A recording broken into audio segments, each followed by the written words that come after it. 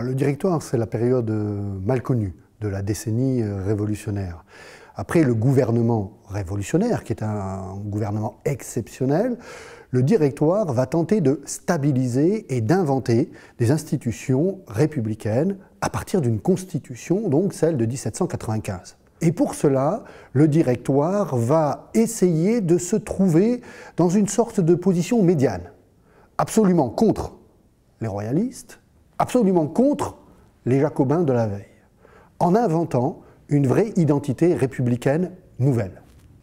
Bien, tout simplement, le Directoire va proposer la première république libérale au sens contemporain du terme. Non pas du point de vue seulement économique, le libéralisme, libéral au sens des libertés fondamentales préservées. C'est-à-dire que le pari des pères fondateurs du Directoire, c'est de construire une république où les libertés fondamentales soient respectées. On a une volonté de liberté parole, une liberté de bouger, une liberté de s'exprimer, une liberté de s'habiller différemment. Et c'est à ce moment-là qu'apparaissent les deux figures typiques, l'incroyable et la merveilleuse, que l'on connaît avec des habits quelque peu extravagants qui rompent avec l'austérité de la période jacobine précédente, des femmes donc habillées à la grecque, avec de larges décolletés, des hommes avec de vestes larges. À quoi cela correspond-il? Oh, non pas à un relâchement des mœurs, comme va s'en offusquer le XIXe siècle très prude. Ça correspond à un pays jeune. Le Directoire est une république en guerre, qui porte les idées de la République avec ses armées. Les armées sont des camps républicains retranchés. Donc il va y avoir en fait un phénomène d'expansion républicaine qui fait que des républiques sœurs vont être créées autour du Directoire. République batave, République helvétique, République cisalpine, République romaine, à tel point que les hommes les plus engagés dans la voie républicaine et démocratique du Directoire vont même imaginer une assemblée européenne. Mais le projet du Directoire ne s'arrête pas aux portes de l'Europe. Il y a un projet plus vaste, c'est faire du territoire de la République un territoire un et indivisible. Donc il n'y a plus de colonies. Les anciennes colonies deviennent des départements.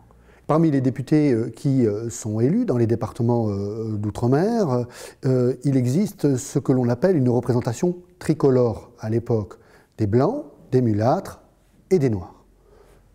L'un des plus célèbres d'entre eux, le général Belay, fait partie de la communauté noire. C'est un homme exceptionnel qui a conquis sa liberté pendant la guerre d'indépendance américaine, qui a été officier dans les guerres républicaines, dans les guerres révolutionnaires, qui a combattu pour la liberté de ses compatriotes esclaves devenus citoyens et qui va devenir député, non seulement à la Convention, mais qui le restera sous le Directoire. Le 1er janvier 1798, le Directoire ira encore plus loin. La Chambre des 500 vote l'isonomie républicaine. Ça veut dire l'égalité de tous les citoyens, quelle que soit leur couleur, devant la loi. Le problème du Directoire est le suivant. La France est-elle capable de supporter autant de liberté, sortant d'une longue période de servitude ou de gouvernement révolutionnaire?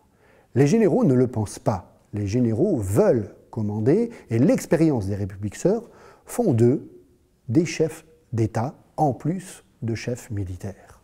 Et à partir de cela, ils vont constituer ce que certains vont appeler la République des généraux. Et dans ce régime qui manque d'incarnation, un homme jeune va être inventé par la presse parisienne, qui va en faire, je cite, un demi-dieu, le dieu de la victoire, le dieu Mars. Cet homme, c'est Bonaparte. Le moment venu, devant la crise de l'été 1799, lors de la formation de la seconde coalition par l'Angleterre, qui met en danger de nouveau la République, Bonaparte, revenu d'Égypte, n'hésitera pas à assassiner la République par le coup d'État du 18 et 19 Brumaire de l'an 8. L'expérience très neuve, très novatrice de la République libérale du Directoire se termine à ce moment-là.